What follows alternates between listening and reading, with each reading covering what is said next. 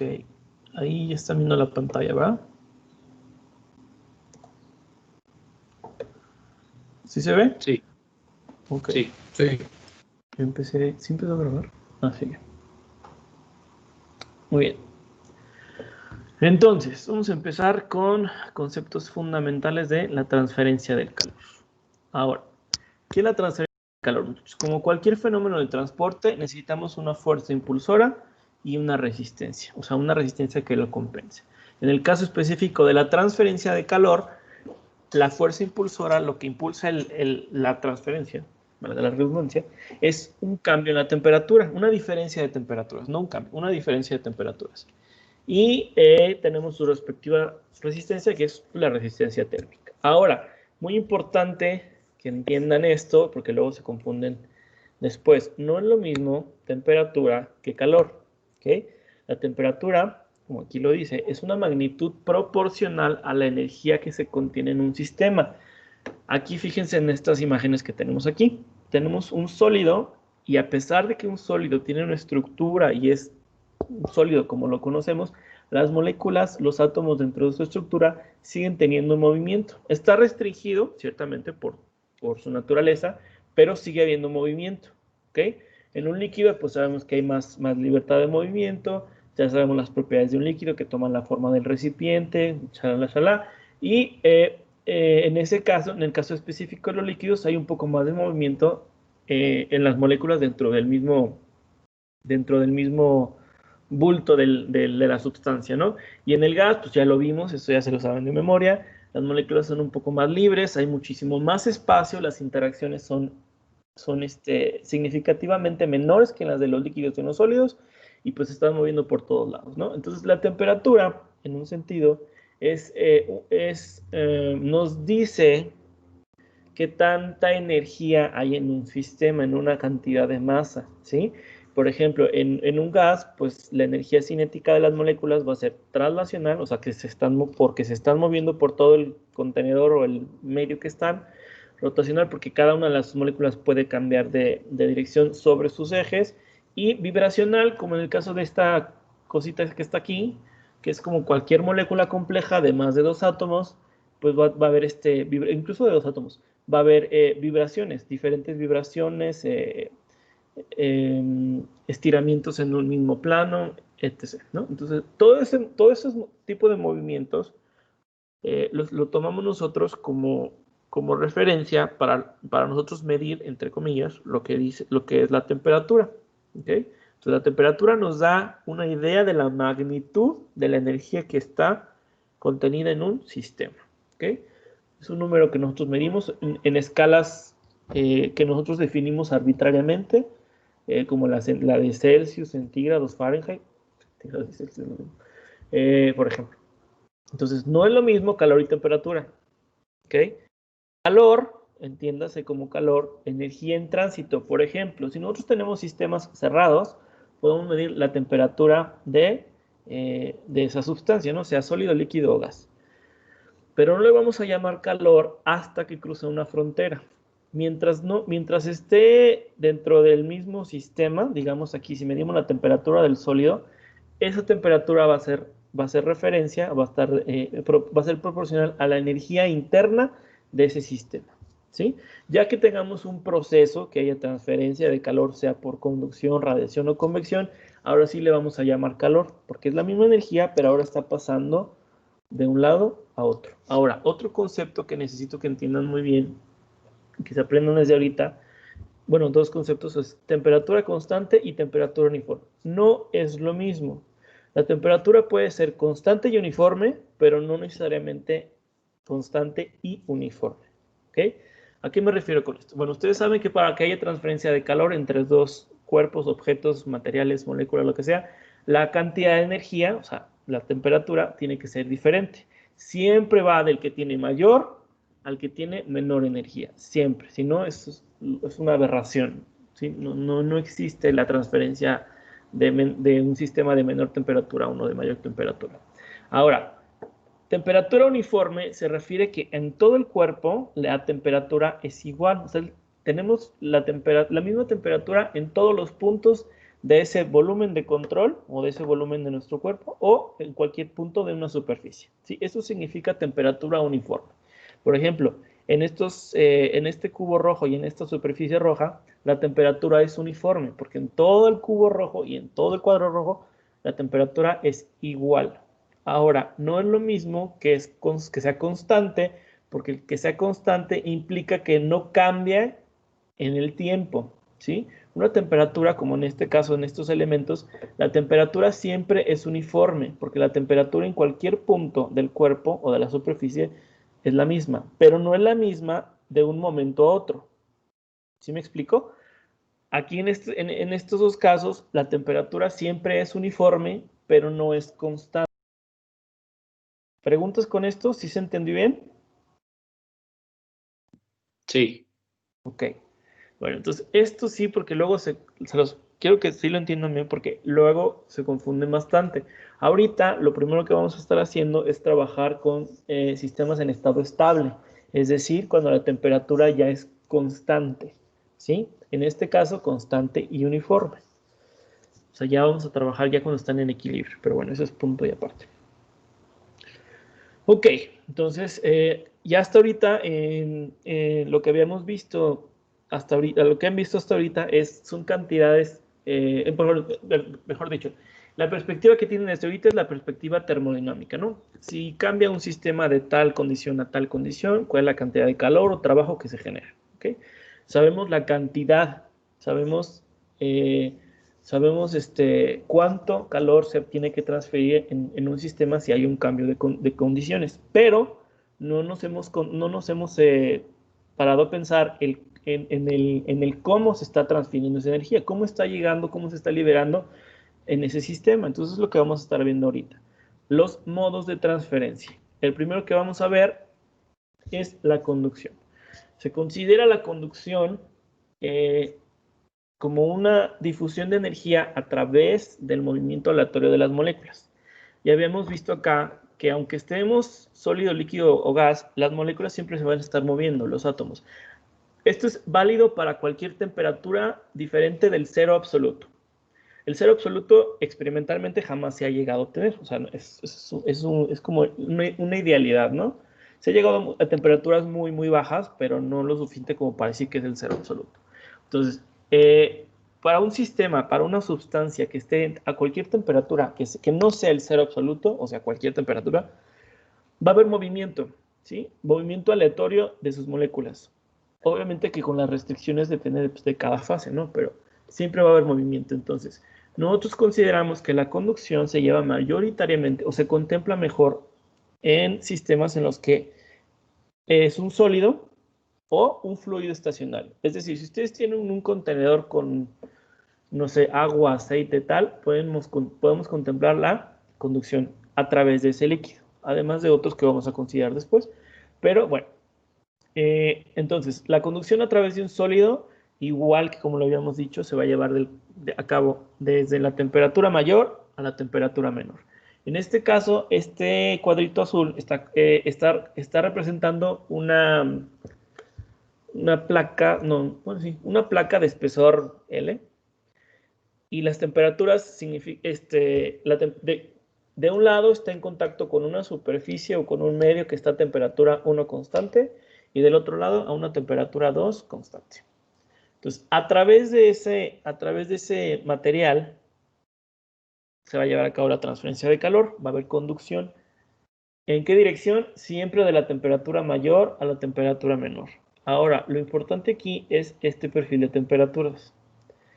Para estado estable, este perfil de temperaturas va a ser únicamente función, va a ser una recta y va a ser únicamente función de la magnitud de la conductividad. ¿A qué me refiero con eso? Si un material es muy conductor, entonces las temperaturas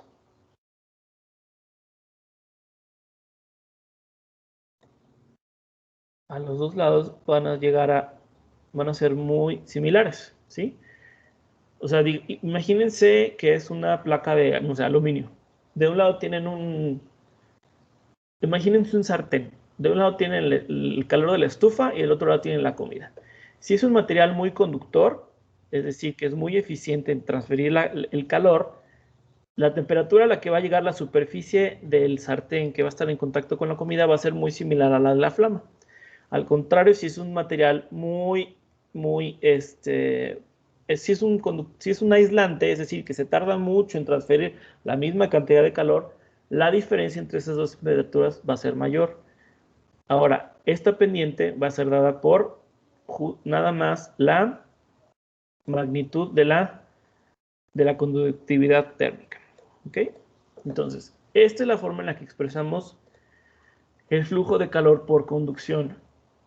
Vean aquí que tiene dos ¿cómo le llaman esto? ¿Comillas? No, ¿cómo se llama esto, muchachos? No son comillas, ¿o sí? ¿X y prima? Sí, pero... Bueno, la copia prima, o sea, el flujo, nos va a dar, esta ecuación que está aquí, nos va a dar flujo. ¿A qué me refiero con flujo? Va a ser la cantidad de calor por unidad de área. ¿Sí? Aquí no estamos utilizando la cantidad de área porque estamos suponiendo que como acá, que toda la superficie está a la misma temperatura. Entonces, la transferencia de calor de un lado al otro lado de la superficie en el espesor de ese material va a ser la misma en cualquier punto. O sea, esa Q va a ser diferente, va a ser igual en todos puntos. Entonces, si estamos en estado estable, que las temperaturas son constantes, no uniformes, constantes, y pues esto va a ser una recta y lo podemos expresar como, ay, aquí me faltó, esta la podemos expresar de esta forma. No le puse que esta es una vista lateral, pero bueno, entienden que esto es una placa, ¿no? Es el espesor de una placa. Ok, entonces lo que vamos a obtener con esta es el flujo de calor. No va a ser la cantidad de calor transferida, va a ser el flujo de calor con respecto al área. Si queremos calcular la velocidad de transferencia, tenemos que multiplicar esto por el área. O lo que es lo mismo, pues aquí poner el área, ¿no? Ahora, si se fijan, las unidades no van a ser iguales. Obviamente, esta ya es una velocidad de transferencia. Aquí es igual watts, ¿se acuerdan? ¿Cuál es la definición en unidades del Sistema Internacional de Watts? Joule por segundo. Joule por segundo, exacto. Entonces este ya es una velocidad. Por eso este no es una velocidad, este le llamamos flujo. ¿Ok? Entonces, esa es la conducción. La convección se contempla entre una superficie o un cuerpo sólido que está a una temperatura y un fluido, siendo el fluido puede ser un gas o un líquido. Ahora, como ustedes ya sabían de fluidos, si tenemos un fluido fluyendo pegado a una pared o a una superficie, vamos a tener un perfil de velocidades, ¿cierto? Ahora, a la par de esa velocidad, a ese perfil de velocidades, vamos a también tener un perfil de temperatura. Conforme más cerca estemos dentro del fluido a la pared, y es decir, que la velocidad sea cada vez menor, la temperatura se va a parecer más a la de la superficie que la del fluido, ¿cierto? Ahora, si nos alejamos cada vez más de la superficie, la temperatura y la velocidad pues va a ser la del flujo libre, ¿sí? Esto va a definir una frontera que ya después veremos a más detalle. Pero por debajo de esa frontera vamos a tener transferencia por convección. ¿Por qué? Porque tenemos un fluido en movimiento, tenemos una distribución de velocidades y tenemos entonces una distribución de temperaturas. Ahora, el fenómeno global lo podemos caracterizar con esta ecuación, es decir, el flujo de calor va a estar en función de el coeficiente de transferencia por convección y la diferencia de temperaturas. ¿Se acuerdan que habíamos dicho que para que haya transferencia de calor debe haber una diferencia de temperaturas?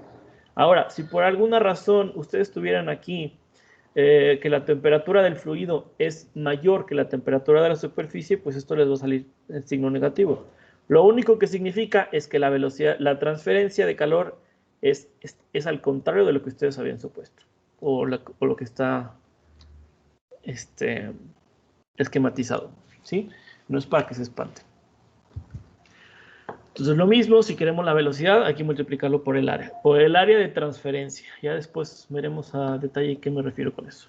Entonces, aquí la propiedad importante es el coeficiente de transferencia por convección. Ahora, como tenemos un perfil de velocidades, pues no va a ser lo mismo el coeficiente local de cada uno de los puntos con respecto al del sistema. Eso ya lo veremos también con más detalle después. Lo importante es esto. Ustedes tienen en su libro, aquí tenemos un ejemplo, rangos de valores para los coeficientes de transferencia. Entonces, aquí, por ejemplo, tenemos los 3 tipos de convección que se contemplan. Bueno, 2 y 1. Como ustedes ya saben, tenemos 3 tipos, podemos tener 3 tipos de convección: natural, forzada o mixta. La natural se refiere... Ay, ¿dónde está el libro? Bueno, cuando el flujo que hay en el fluido es únicamente por diferencia de densidades, que puede ser provocado por la diferencia de temperaturas. Esa es la convección natural. La forzada es cuando tenemos nosotros algo que esté forzando el flujo, sea un ventilador, una bomba o lo que sea. ¿Okay? Entonces, de esta tabla, ¿qué notan entre los coeficientes de transferencia de convección forzada y los de convección libre? Por ejemplo, para gases, tenemos que para convección libre, es decir, el movimiento libre del gas por la diferencia de densidades, es entre 2 y 25 watts por metro cuadrado Kelvin. Y la conversión forzada, es decir, si estamos aumentando la velocidad, nosotros forzando la velocidad a la que está pasando el fluido sobre la superficie, se va a ir desde 25 hasta 250. Entonces, tendríamos que nosotros, para tener un valor adecuado de coeficiente, que hacer experimentos cambiando la velocidad de nuestro fluido para poder caracterizar nosotros la transferencia de calor en ese sistema, es decir, obtener un coeficiente de transferencia. Si no lo tenemos, podemos hacer estimaciones de este tipo. Si por ejemplo tenemos ¿qué les gusta? Una placa de acero que acaba de salir de un horno y lo tenemos en aire, en un cuarto con aire, sabemos que el coeficiente que podemos usar está entre 2 y 25. Al contrario, si tenemos un ventilador o tenemos algo que esté forzando el paso de aire a través de ese cuarto, pues tendremos que ajustarlo. Y obviamente que la transferencia va a ser mucho más rápida, ¿sí? Ahora, aquí en la transferencia por convección, no nada más estamos teniendo movimiento aleatorio de entre las moléculas, también estamos teniendo un movimiento en bulto de todo el fluido, a lo que se llama advección. Entonces, el mecanismo por el que se transmite el calor por convección se debe a esos dos mecanismos, digamos. El movimiento de cada una de las moléculas y el movimiento de todas las moléculas como un conjunto. ¿Ok? Ahora, la transferencia por radiación. Profe, Mande. ¿puede regresar rápido a convección nada más para anotar la fórmula? Perdón, a conducción, conducción. Ok. ¿Cuál de todas? La de la conductividad térmica. Ya, gracias. ¿Listo? Ok. Bueno. Entonces, si la radiación, el mecanismo a diferencia de los otros dos, este es por ondas electromagnéticas. La radiación es más eficiente en el vacío, ¿sí? No necesita un medio para transmitirse. O sea, si nosotros tenemos, por ejemplo, aquí, si tuviéramos un microondas en el espacio, calentaría más eficientemente la comida, entre comillas, porque no hay aire dentro del microondas, ¿no? ¿Por qué? Porque cada vez que las ondas electromagnéticas interaccionan con una partícula de lo que sea, de materia, va a perder energía, ¿sí? Puede cambiar y perder energía. Entonces, si ustedes si comparan ustedes la transferencia por radiación aquí en la Tierra, con una atmósfera definida, y en el espacio es mucho más eficiente, porque no necesita un medio físico para transmitirse, a diferencia de los otros dos. Acá se transmite por el movimiento de las moléculas en la conducción y en la convección. Acá no, acá es por ondas electromagnéticas. Acá al contrario, si hay materia, masa, va a perder, las ondas electromagnéticas van a perder energía. Entonces la transmisión en vacío es más eficiente. Ahora, aquí se contempla que una superficie que esté a mayor temperatura que sus alrededores va a estar emitiendo energía por el simple hecho de estar a una temperatura mayor al cero absoluto. Ustedes, no sé si han visto las cámaras infrarrojas. Esas detectan la radiación, las ondas, esas detectan la longitud de onda que nosotros emitimos. ¿Sí? Nosotros a nuestra temperatura corporal estamos emitiendo radiación. Calor por radiación, no radiación en el sentido de radioactividad, no, nada que ver. Nosotros, por estar a nuestra temperatura corporal, estamos emitiendo calor por radiación y esa longitud de onda, la longitud de onda que nosotros emitimos, solamente se puede ver con esas cámaras infrarrojas, porque es una longitud de onda muy baja. Los focos incandescentes funcionan bajo este principio. El calor que ustedes sienten de si les tocó todavía una bombilla de filamento, la mayor parte de la energía que se perdía, que se gastaba en ese sistema era por calor. Por eso ustedes cuando agarraban los focos estaban muy calientes, porque además de estar emitiendo luz, estaba perdiendo mucho calor por radiación. Por eso, además, los bombillos estaban al vacío, para que eso fuera más eficiente. Pero bueno, para que no se sobrecalentaran tanto. Entonces, tenemos una superficie que por el hecho de estar a una temperatura diferente de cero, está emitiendo cierta cantidad de calor. Ahora, esa cantidad de calor, aquí no lo puse, bueno. Esa cantidad de calor va a estar definida por, esto no es, por esta expresión. Sigma, que es la constante de Boltzmann, por la temperatura a la cuarta. La constante de Boltzmann es igual. A ver, se me olvidó. Es 1.50, no es cierto. 5.67.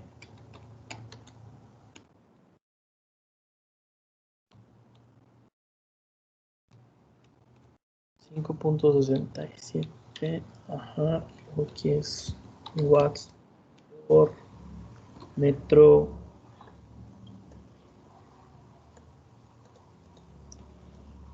cuadrado, Kelvin a la cuarta. Ahorita los pongo bien. Esto que está aquí, esta ecuación que está aquí, esta fórmula que está aquí, lo que nos da es la radiación que tendría ese cuerpo si fuera un cuerpo negro. ¿Eso qué significa? Que es un cuerpo que solamente está emitiendo radiación, no está absorbiendo absolutamente nada. Entonces, digamos que esta expresión, sigma por la temperatura a la cuarta, nos está dando el máximo de calor que puede irradiar un objeto a cierta temperatura. Ahora, eso no se cumple para todos los objetos, porque ningún objeto se comporta idealmente como un cuerpo negro. Entonces, digamos que se ajusta con este factor, con este parámetro que se llama emisividad. Es decir, que es como, les digo, es como un ajuste a la cantidad máxima que se podría emitir un cuerpo. Y depende del material, de la naturaleza, si está pulido, si no está pulido, etcétera, etcétera. Ahora, lo mismo que la superficie puede emitir energía, los alrededores, digamos que si ustedes tienen, no sé, una placa caliente en un cuarto, las paredes, por el hecho de estar a una temperatura que no es la temperatura absoluta, la del cero absoluto, también van a estar emitiendo energía.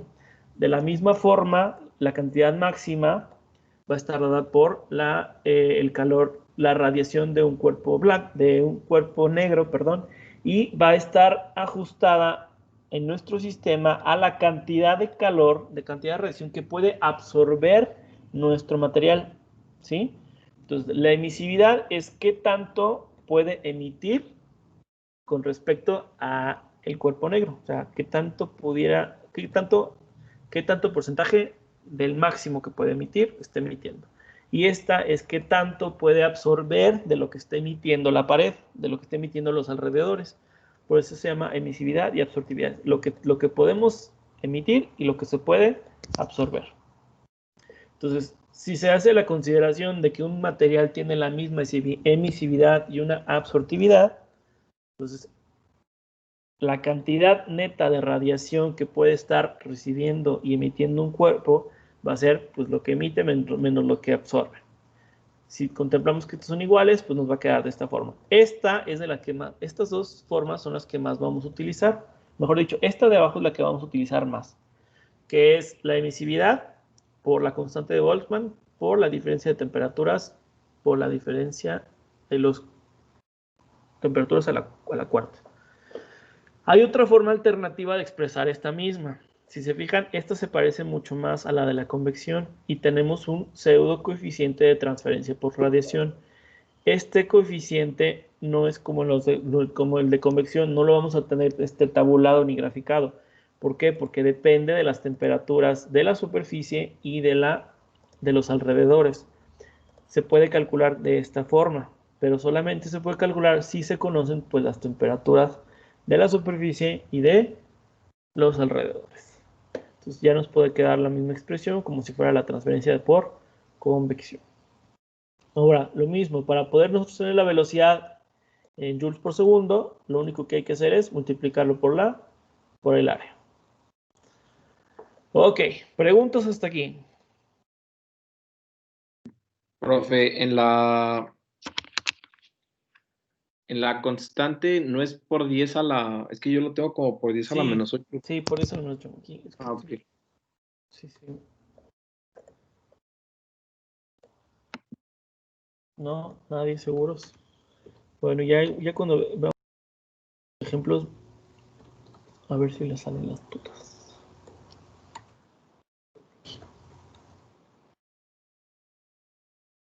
Los ejercicios que van a hacer ahorita, de los que les dejé para el viernes, son bastante sencillos. Ahorita les explico con el ejemplo. Es al revés.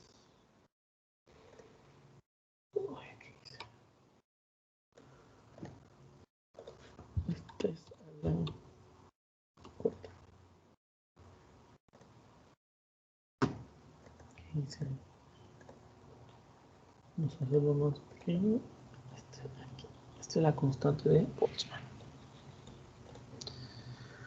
Muy bien, entonces vamos a analizar un ejemplo que todo el mundo conoce, supongo, un termo. ¿Quién no ha visto un termo? ¿Quién no conoce un termo? ¿Quién no ha tenido un termo? Vamos a suponer que ese termo, bueno, normalmente los termos, bueno, antes, no sé si a ustedes ya no les tocó, los termos estaban hechos de un contenedor de vidrio que estaba sellado entre un contenedor plástico. Ahora, ¿cuál es o sea, alguien que ya sepa o que me pueda decir cómo funciona un termo?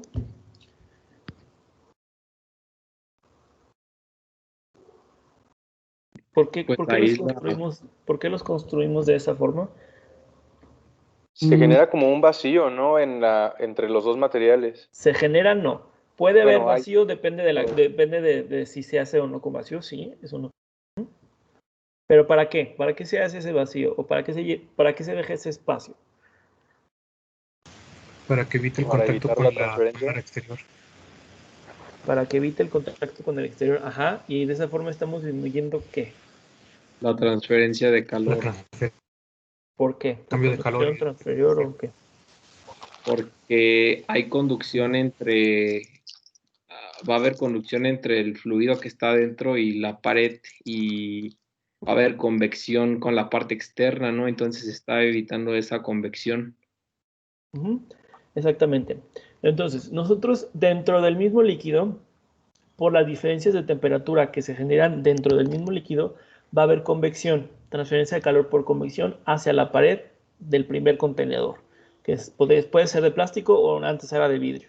¿Sí? Entonces, ese es el primer modo de transferencia que se puede observar, medir y analizar en un sistema de este tipo. Dentro del mismo café, o sea, dentro del mismo fluido. ¿Galleta? ¿Perdón? ¿Qué dijo Galleta? ¿Qué? Bueno, entonces dentro Perdón, profe, fui yo. dentro del mismo fluido va a haber este movimiento por convección, ¿sí? Entonces, del fluido a la pared del primer contenedor hay convección, transferencia por convección del fluido a la pared. A través de la pared vamos a tener por conducción de la pared exterior del primer contenedor a lo que sea que haya entre estos dos, va a haber por convección, ¿sí? Que puede también estar al vacío, eso aumentaría bastante la eficiencia del termo, sería todavía más se aislaría todavía más el calor. Y no sé si se acuerdan o alguna vez han abierto un termo, algunos tenían un empaque como metálico en la superficie exterior.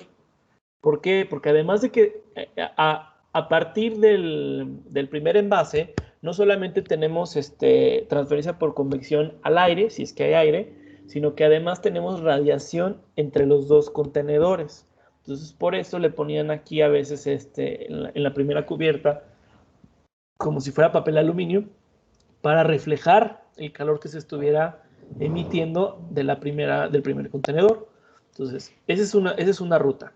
La otra es si hay aire, si estuviera el vacío, pues nada más sería esa, la radiación, y tendríamos una que rebotara también de radiación hacia el contenedor. Si tenemos aire, como es el caso aquí, además de la pared del contenedor va a haber transferencia por convección al aire y del aire por transferencia a la pared del contenedor más externo, ¿sí? Entonces lo mismo, del externo vamos a tener transferencia por convección al aire y por radiación a sus alrededores. Entonces, más o menos esto es lo que tienen que hacer con los problemas. Les van a dar ciertos sistemas y les van a decir, por ejemplo, hay un cuarto con una ventana doble y hay un día soleado, yo qué sé. Entonces, tienen que identificar todos los modos de transferencia que se pueden contemplar en ese sistema, que está bastante sencillo, son nada más 3 problemas. ¿Okay? Ahora, otra cosa importante que tenemos que contemplar es el principio de conservación de energía.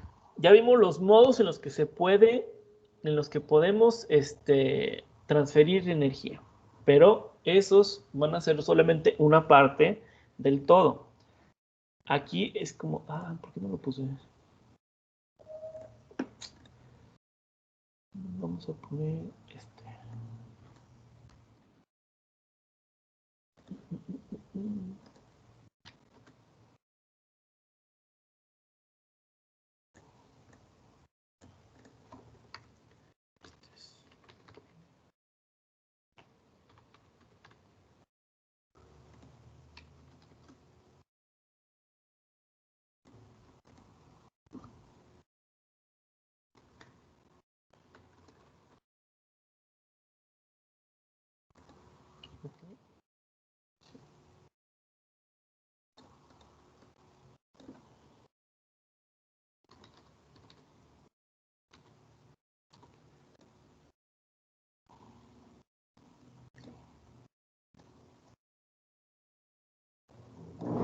Entonces, nosotros tenemos, si hacemos el balance de energía en un sistema abierto, es decir, en un sistema en el que haya transferencia de masa, la velocidad a la que está cambiando la energía almacenada va a ser igual a la velocidad de entrada menos la de salida, más la que se está generando si se está generando.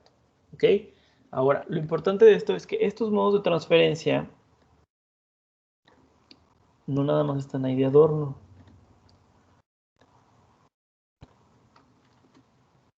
Porque son los modos en los que puede estar entrando el calor, en los que puede estar entrando y saliendo el calor en un sistema, ¿sí? Entonces, el sistema de generación, el término de generación lo vamos a ver después.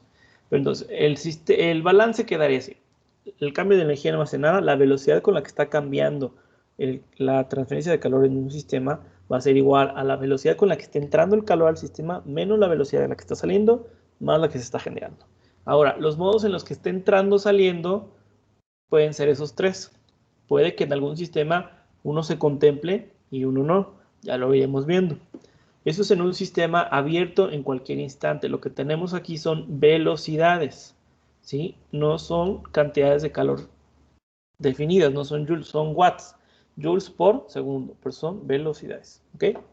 En un sistema cerrado, como los que ya hemos estado viendo, la cantidad de energía, el cambio de la energía total almacenada va a estar dado, aquí sí son valores definidos de energía, que entra, lo que entra menos lo que sale, más lo que se genera. Digo, menos lo, ay, aquí lo puse al revés. Entrada menos salida. Aquí lo puse al revés. Está generando. Ahora, si se fijan, hay una cierta conexión entre estas dos. Esta ecuación, esta que tenemos aquí, podemos decir que es, si tomamos esta y tomamos el límite cuando la diferencia de tiempo tiende a cero. Y lo mismo, esta puede ser una discretización de esta de acá.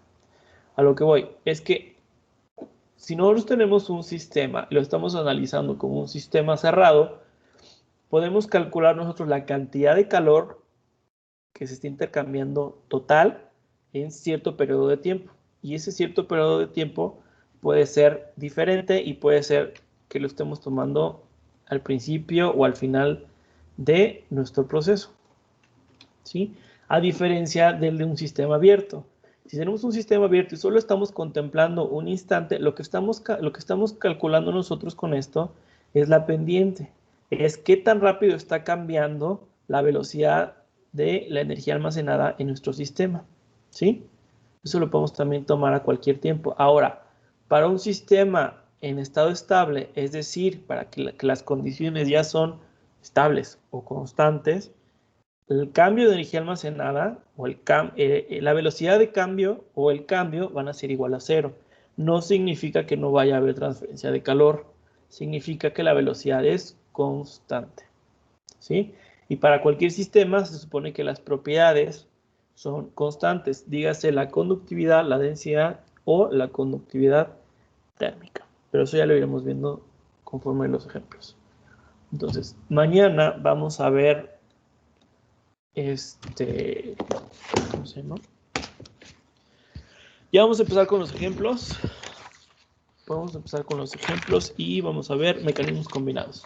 Es decir, cuando tenemos más de un modo de transferencia en cierto sistema. Preguntas. Está bastante básico esto. Es nada más, es básicamente un resumen del primer capítulo. Mañana también vamos a ver los 7 pasos, la metodología de solución de los 7 pasos que propone en el libro. Y nada más. ¿Tienen preguntas?